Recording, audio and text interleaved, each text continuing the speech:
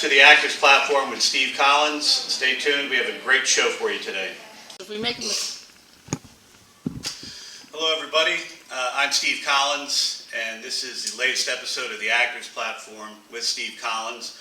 We're on board the USS Constellation at Pier 1 in the Inner Harbor of Baltimore, and it's not as hot as it usually is in the captain's quarters. Our guest today is RASEASE SAVERY. He's from the DC area, and welcome to the show, RASEASE. I always like to start with, what was the catalyst? What was it? Was it a family member or someone that got you interested in the industry being acting, modeling? What really got me interested in the industry was, I'll be honest with you, I watched a lot of music videos growing up, and I've liked the way how the actors in music videos portray what's being said. So, as an actor, I've always wanted to help portray a message or a theme, and I feel like acting is a great way to help do that, other than saying words or acting out of anger or things like that. Yeah, you know, that's I'd say that's a natural, instinctive, I think, trait for a good actor, because the nonverbal is just as important as the verbal. And the actors that are in music videos, they may not be the artists; they're there to do background. If you think about, like with Michael Jackson, some of the great videos his production team did over the years, and the actors in the background and what they're doing are telling a story, or even like a Cyndi Lauper video, if I'm aging myself. Right. I just think it helps portray that message even more. So, let's say for a music video like Stan with Eminem, we all know that the main character in that music video was not Eminem, but he played the role so well that we all kind of felt that. And that's what I want to do with my artwork. I want the people to feel the message of the movie or the theme or anything. Okay. Now, is there any actor or actress, let's use the term actor, out there whose work you're like, wow, that's, you know, because you get good by sort of stealing or watching some of the work some of the great ones do, but is there any pool or single actor, actress that you kind of look at and say, man, you just won't turn it off. If you're channel surfing, you stop on that movie or TV show. One name that stands out a lot is Lakeith Stanfield. I've watched Lakeith Stanfield a lot. I remember he has a movie called Short Term 12 that I liked a lot. He was a patient in like a little mental facility kind of, and this was one of his first films, and from, I guess you can say, the young Lakeith, you can see how he grows. And I like how he just did a film called The Haunted, I believe, with a Disney movie. Okay. And I just like to see Lakeith's progression from him being young to now. No, that's nice, because I could name a number of actors that I admire, just watching them progress from doing, well, here's a good example, like Ryan Gosling, for example, was a Mouseketeer. He was like on the Disney show, Christina Aguilera and a few others, and I think he's one of the most brilliant actors out there right now in terms of like the nonverbal. If you ever watch a Ryan Gosling movie or some of his latest films, it's what he's not saying. He is very quiet, and in terms of, maybe it's the characters, the way it's written, but the way he just embodies the character, you feel that's a real person. Like that's the difference between a good actor and a bad actor. Like a bad actor might act like they think the character should be, but a good actor kind of embodies it and makes it look so natural. I mean, fine, if you don't know who Ryan Gosling is, I mean, watch what he does, and that's a good example. Of course, you know, one of my favorites, like Morgan Freeman, just some of the things he does that are so subtle.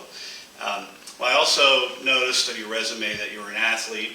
I was. And I like that. So, you played football, so what position in football? So in football, I played middle linebacker. Okay, the Monster Man. Huh? Yeah.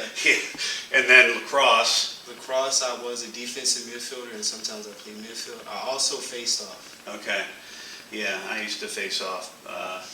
I started too late. I was 16. That's kind of late to start lacrosse. What I like about that, when you're working in film or in a theater production, or if you're an athlete, you're part of a team. Right. And there has to be a cadence. You guys have to be in sync, and you practice. Mm-hmm. So when you think of rehearsals for theater or a film or television show, and even like what you're doing today, just appearing on this show, you're keeping your instrument in tune. Mm-hmm. You're here talking about yourself, but let's hear more about you. So I did notice, and I'm a little jealous, that you did some background work on Lioness, yes, which was filmed here in Baltimore recently, and I didn't get my call to come audition, even if we're background work, but there were some A-listers there. I mean, certainly it was Taylor. Who's the director? Taylor Hackford? Is it Taylor? Taylor Sheridan? Not 100% sure. Yeah, he's the gentleman behind Yellowstone. I'm probably going to get slammed for this, but I know that Nicole Kidman was one of the producers and may have had some scenes in it. But what was it like working on that set? So it was a lot of people there, and what made me like it a lot was just seeing that everybody was coming together to make this look real. So it was so cold outside, and we had smoke machines to make it seem like it was summertime, and we had the palm trees and everything that were still alive. So we all had to get into this mood of it is summertime and this is a party, and it just kind of broke that illusion, because really it was nighttime and it was cold as heck. But that acting part of just pretending and making it feel real and that we were all together with it was just what I like. And what you were saying about rehearsals and things like that, coming from practice, rehearsals kind of make it my favorite part of the whole thing. Mm-hmm. Because rehearsals is the part where you can make mistakes and you can kind of tweak it and make sure that it looks perfect before we get it onto camera. Yeah. Good. What else in terms of, I know you've got a list of credits here, some projects, doing a lot of background work and some commercials. We just talked about Linus. Anything in particular that kind of stands out, like, wow, this just gives you more energy, why I want to keep doing it? Okay, so one of my first films that I did was Deal on Maple Street, and the director was a guy in college, and he had a fraternity, and we kind of just had like one-on-one talks about just the characters and everything, and it brought back that team atmosphere. Like, we're gonna do this no matter what. All right, folks, we're live on the ship, so people are taking tours. It's okay, folks, keep touring. Yeah, so Deal on Maple Street was a project that I felt like was mine after a while, and the character I felt like could have been me, and just living or pretending to live that kind of theoretical lifestyle was, I would say, therapeutic for me, and the ending was something that not a lot of viewers would have wanted to see, but it's the truth. Mm-hmm. So I like that film a lot, and I think that's, for now, is going to be one of my favorite films that I've done so far. And the name again is? Deal on Maple Street. Deal on Maple Street, folks. Look for that. You got to support RASEASE. A lot of athletes have transferred over, or I should say, moved into acting and performing. Why do you think that is? I think it's the entertainment part, wanting to keep a crowd going, or wanting to see a smile on other people's faces, or just to get that reaction. Once football's over or any sport's over, I wouldn't say it's hard to move into the real world, but you don't necessarily get that reaction out of everything. So you like that? I like it. I love it when the crowd goes, ah. Yeah. So then let's talk about theater. Have you done any live theater, any theater productions? Not yet. No. Not yet, because that's where you really get that immediate response. I would love to do it. And anybody that's not nervous before that you get your cue and you're about to walk on stage for the first time is lying to you. But the energy right there, and I would encourage you to, if the opportunity presents itself, to do it, just because you get the opportunity to feed off that audience, and just like when you're playing sports, you feel the energy when you score or a good play, and the crowd erupts and they're cheering. And if you're doing drama or let's say comedy, and you're getting that laughter, and you own them. You Right. got them, right? And that is a good feeling, and making people laugh that's my favorite. You know, if you can, they say laughter is the best medicine. They also say comedy is the hardest thing to do. Have you done anything, say in commercial work or say videos where you got to be the goof or be the comic relief? Yes, so I have a movie that's coming out called Blacklist, and my character Zion, it's an improv movie, but my character Zion, he's showing up to audition, but the audition is going terrible.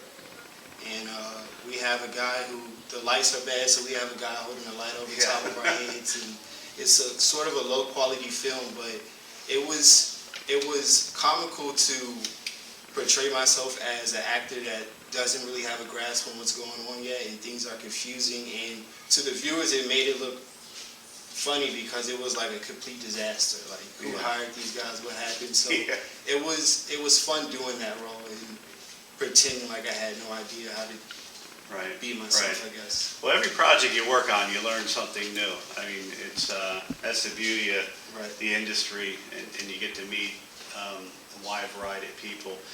Contact info.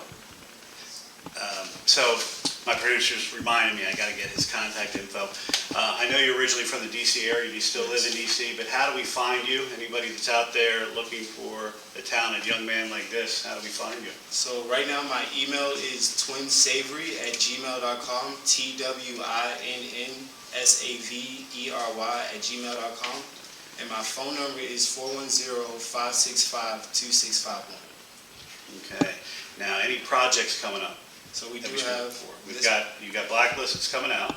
Anything that you're working on now that's in production?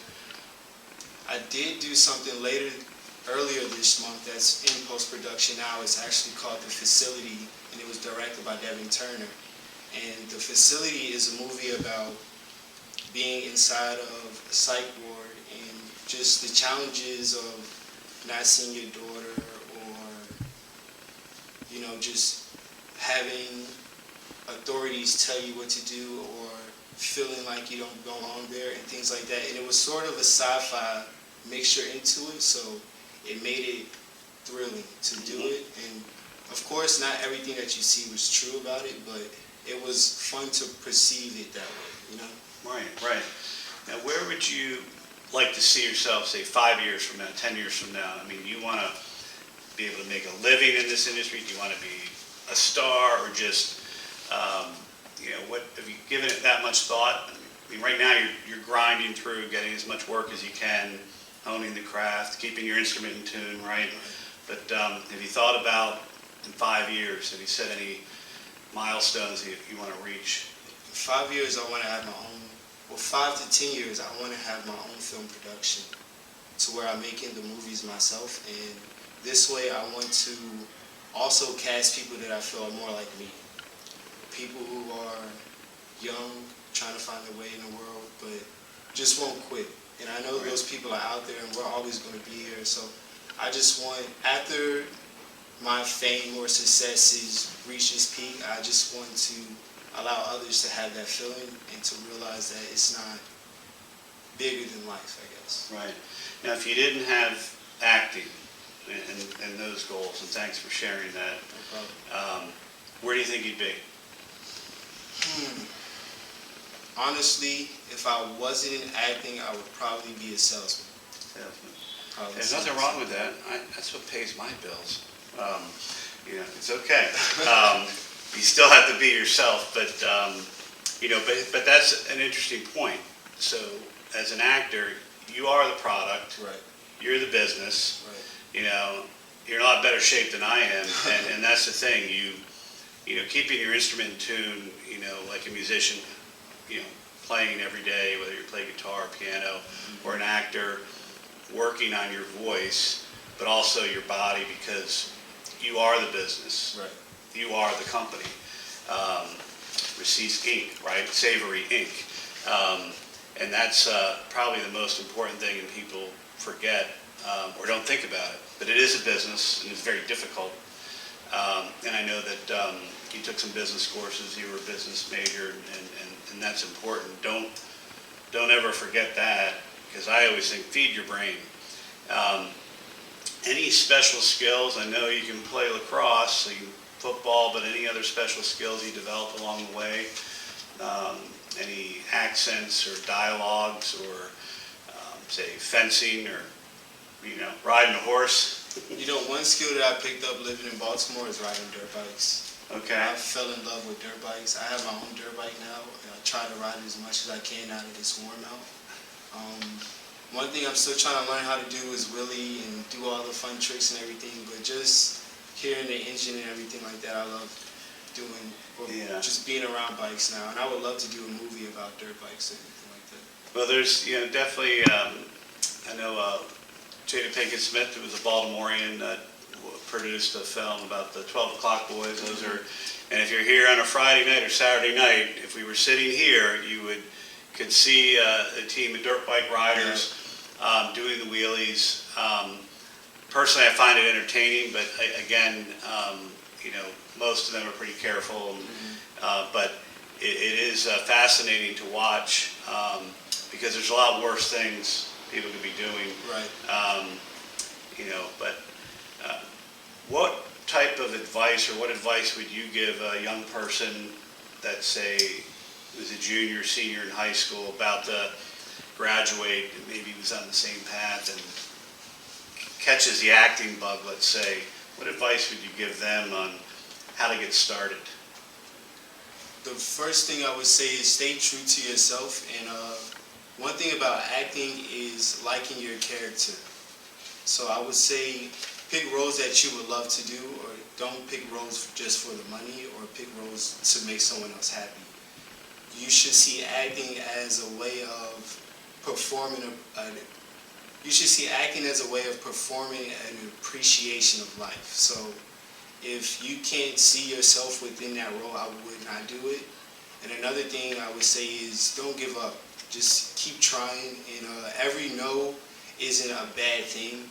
Sometimes you should be grateful for getting a no and understand that what's out there is always going to be for you. So that no is not necessarily saying you can't do this role, but it's saying we have something bigger for you, or we have something more important that we can use you for. So in this industry, just keep trying and just keep going and don't stop.